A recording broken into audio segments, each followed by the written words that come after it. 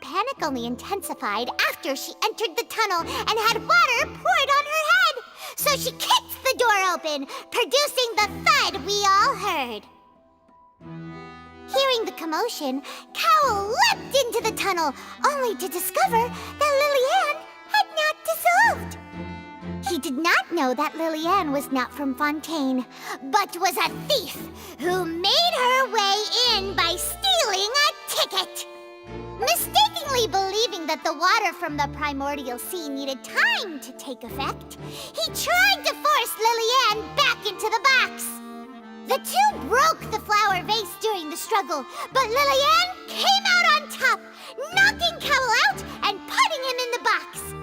With no way of escaping, she changed her clothes and hid in the costume trunk until the performance ended.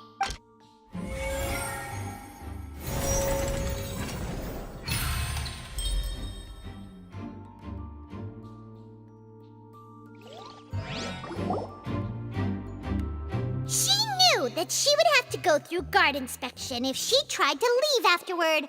So, she has been trapped in the Opera House these last 2 days. She had already become desperately hungry by the time we were chatting over macarons. So, she swiped 2 of them right under our noses. Talk about a sneaky thief. At this point, all the events that happened in the tunnel have now come to light. Ah, so that's the whole story. Bravo! Bravo!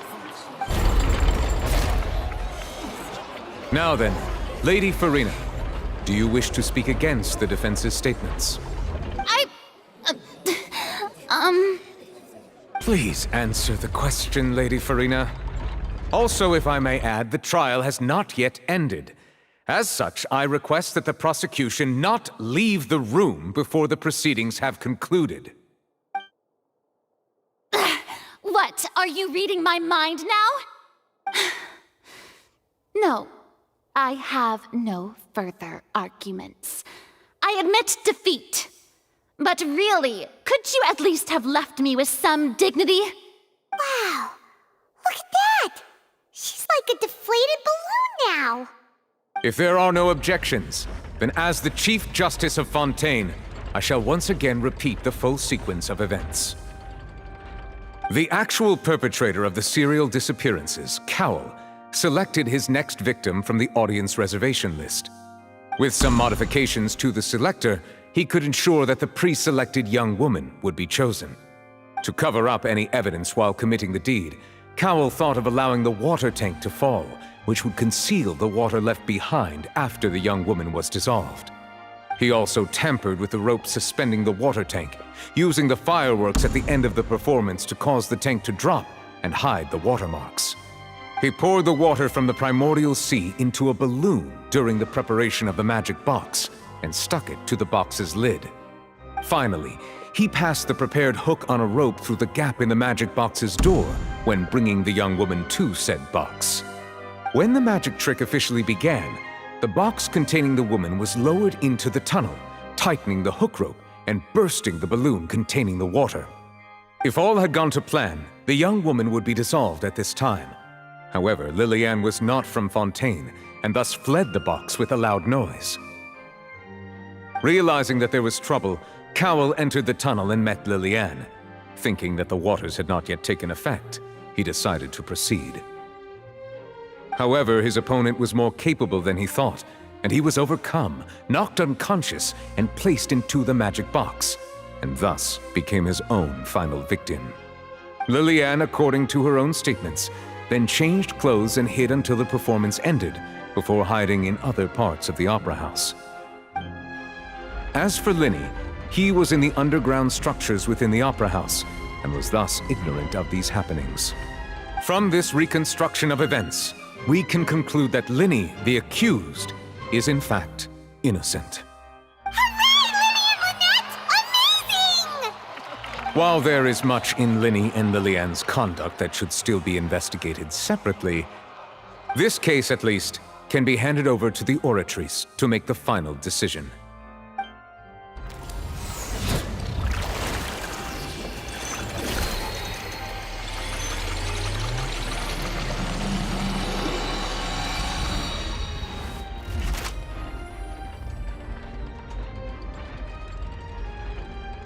As such, Linny and Lynette are officially declared not guilty. Victory for Ace Detective Paimon! Great work, partners. Thank you all. Thank you so much.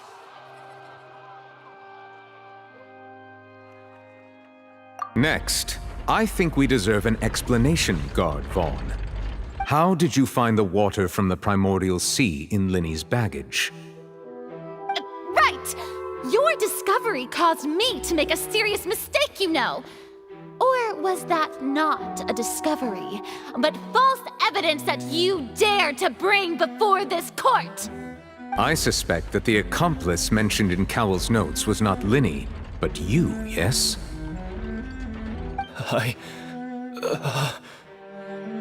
I'm sure you know what you must do to lessen your sentence. Speak quickly! Unless you want to earn yourself a one-way ticket to Coupon Town. I was just following orders.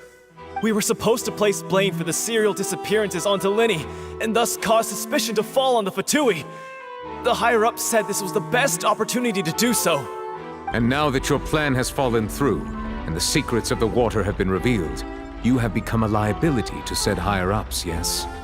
Therefore, you would be wise to tell everything you know, and seek the protection of the guards. Yes, I'll tell you everything I know. Our boss discovered that the water can cause people to dissolve. It can also be made into a potion, which when extremely diluted, can cause people to experience unforgettable exhilaration. We've been in this business for a while now, and have made decent mora off it. The disappearances were also the boss's idea. I mean, this is the boss we're talking about.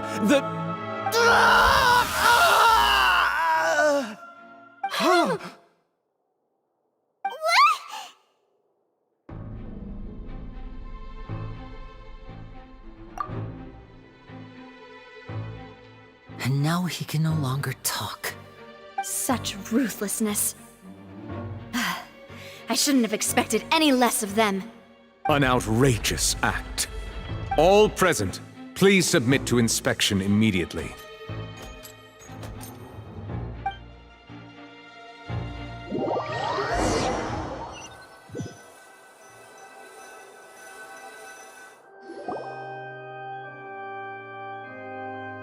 So, we're just going back now?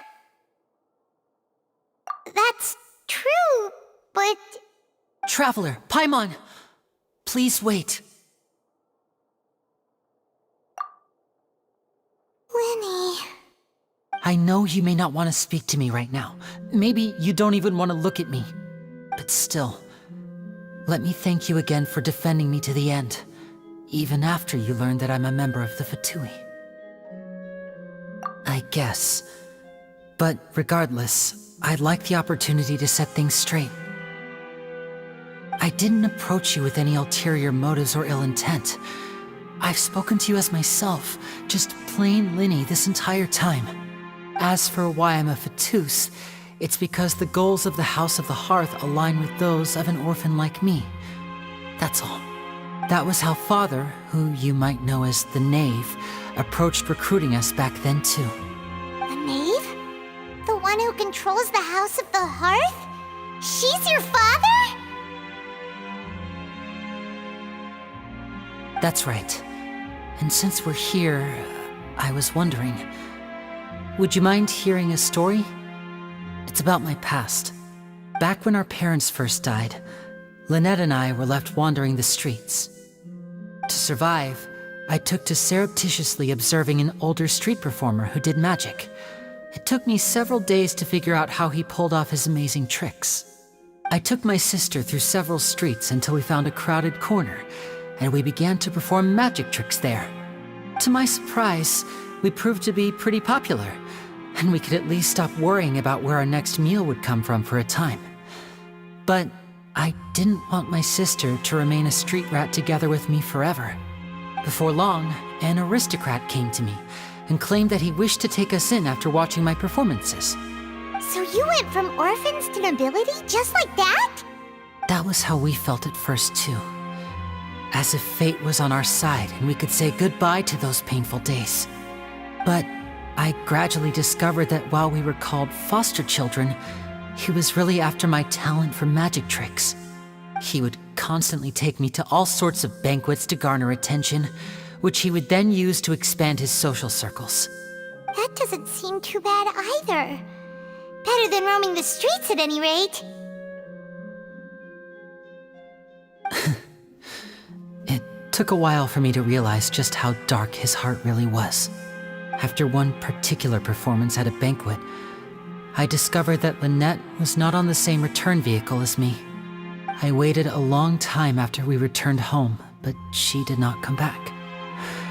I went to that noble's bedroom and asked him about her whereabouts. The answer he gave me was, she caught the eye of the most eminent person at the banquet, so I sent her over as a gift.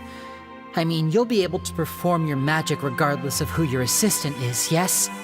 Oh no. So he was gonna... But wouldn't Fontaine's laws deal with such people? As far as outsiders are concerned, this is a relationship akin to adoption or foster care, and they have their ways of escaping the eye of the law.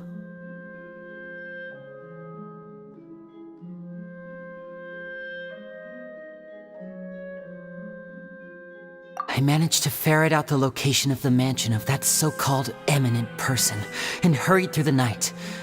But by the time I leaped over the walls, avoided the guards, and made my way in, all I saw was the moonlit ground covered in blood, and the knave standing there in the darkness. So, she'd already taken care of that guy. That's right.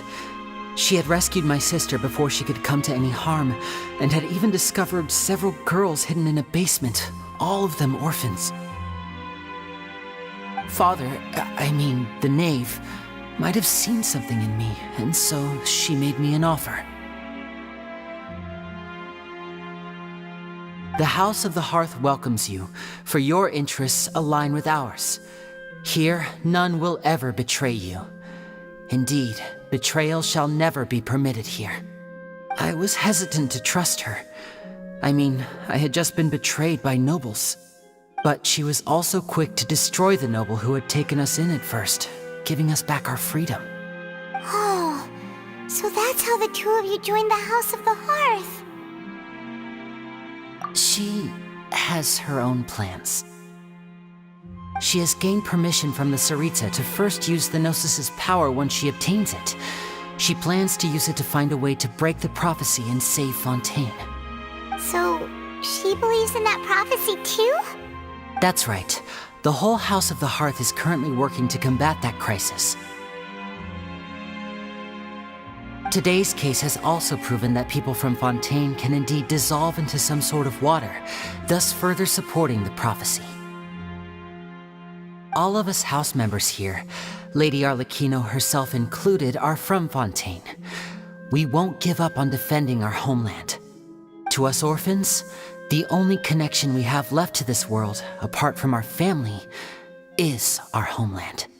So, from small deeds like distributing magic pockets to huge schemes like stealing a Gnosis, everything is aimed at dealing with that prophecy. It's all right. I understand. The only thing I can do is relate all this to you. I just hope you can understand that even as a member of the House, I have never stopped making my own decisions, and that I believe what I'm doing is right. If you should need anything at all in the future, feel free to find me. I will do my best to help you, as plain Linny.